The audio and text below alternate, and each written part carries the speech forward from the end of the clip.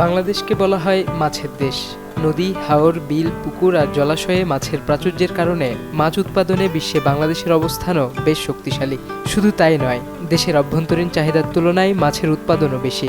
কিন্তু তারপরেও কেন প্রতি বছর হাজার হাজার টন মাছ বিদেশ থেকে আমদানি করে বাংলাদেশ?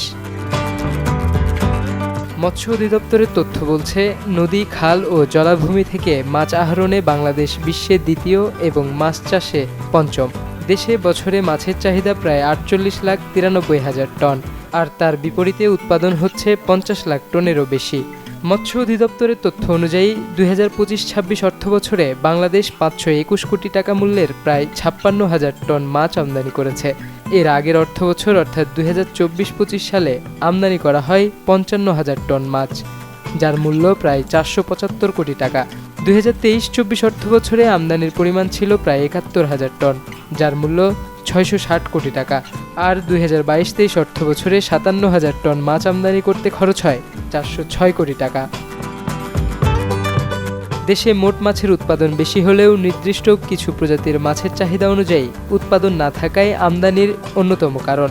আন্তর্জাতিক মানের হোটেল, পশ্চিমা ধাঁচে সি ফুড রেস্তোরাঁ, প্রক্রিয়াজাতকরণ শিল্প এবং বিশেষায়িত বাজারে এসব মাছের চাহিদা পূরণ করতেই বিদেশের বাজারের দিকে তাকাতে হয় বাংলাদেশকে।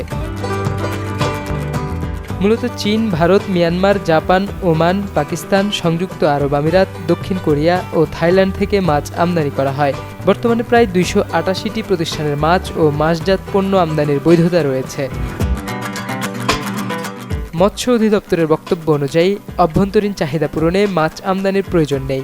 মৎস্য খাতের সক্ষমতার কথাও জানিয়েছেন মৎস্য ও প্রাণী সম্পদ প্রতিমন্ত্রী। তার মতে, অভ্যন্তরীণ চাহিদা পূরণে বাংলাদেশ এখন সক্ষম এবং সামনে মৎস্য ও মৎস্যজাত পণ্যের রপ্তানি বাড়ানোর দিকে গুরুত্ব দেয়া হচ্ছে। নূর এ আলম নুহাস, চ্যানেল 24।